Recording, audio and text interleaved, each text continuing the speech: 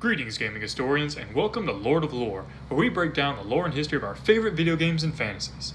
And today, we're returning to the world of Amalur to discuss something that's long overdue.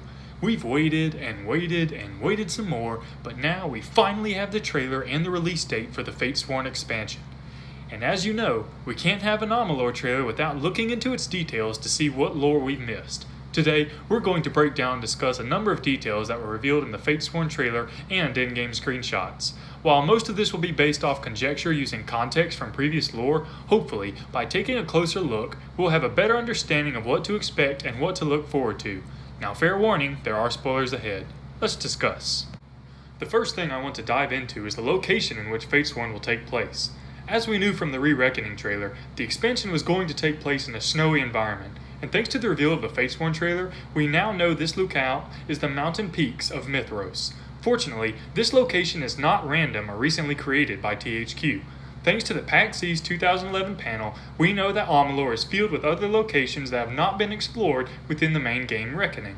From the grassy plains of Elgaea that house the centaur race, the Aperthani, to the water-filled land of Loran that houses the aquatic Hilarian race, Amalur is filled with unexplored regions and races.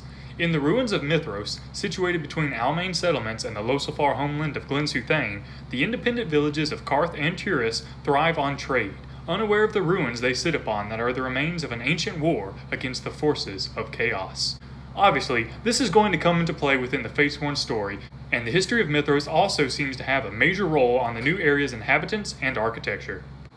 Now then, let's take a look at some of the screenshots. In these, we get to see plenty of new locations and enemies, but what stands out most to me lore-wise is the architecture and its design. That's right, the design is Almain. Not only will this be the first major Almain settlement we've seen in-game in Amalur, but in case you haven't guessed it yet, the name Mithros is Almain in etymology. Remember, the Almain are descendants of the Mithrans, human followers of Matharu who, alongside the gnomes and their close allies the Losifar, received a portion of the Arathi's knowledge before they disappeared. Further evidence of the Mithrans can be found in this image. Take a look at the statue. We've never seen architecture like that before. While some may think the blue and gold color scheme of the human statues and the dog-like statues might be Losifar in origin, when we compare it to other Losifar architecture and design, it just doesn't really add up. However, there still could be some Losifar influence, since the Light Elves were close allies of the Mithrans, which I believe will be the ultimate backstory to Mithros and its ruins. Before we move on to the trailer, let's take one last look at this screenshot. No, that's not depth of field perception. These knights stand twice the size of a human being and 3 times as broad. But what are they?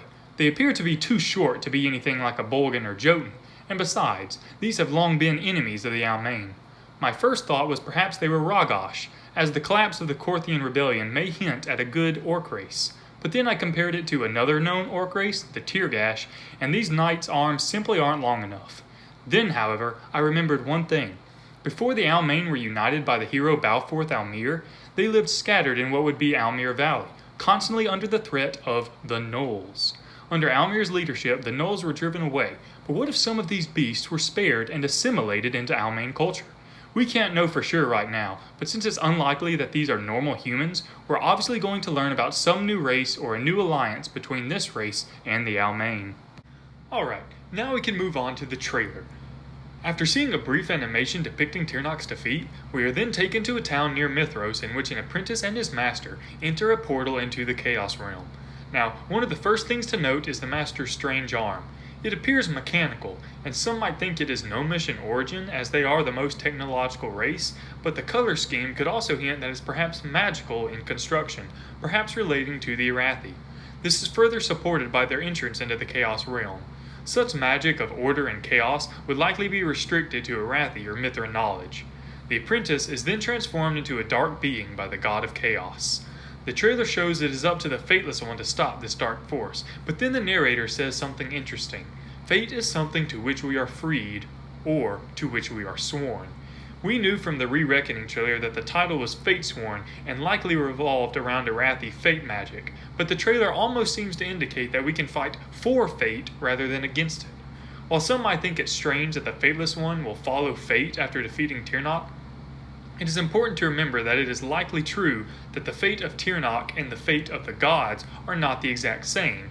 even if Tirnoch and the Fateless One's influence has tampered with the cosmic design. For more information on fate magic, please refer to my first ever video, What is Fate? Regardless, whatever role the Fateless One plays in defeating chaos, it is likely to have a profound effect on fate magic in the future. And that about does it for today's video. I am so excited that the Fatesworn expansion has finally been revealed, and in just a few days as well. Expect even more lore to be revealed as I play through the game, but in the meantime, feel free to dive into what lore we have. What history do you think Mithros has? What gods and magic do you think we'll see in the Chaos Realm? Leave your thoughts in the comments section below, and remember to drop a like and subscribe so my channel can grow. Feel free to comment what you would like to see next. New videos every week. God bless.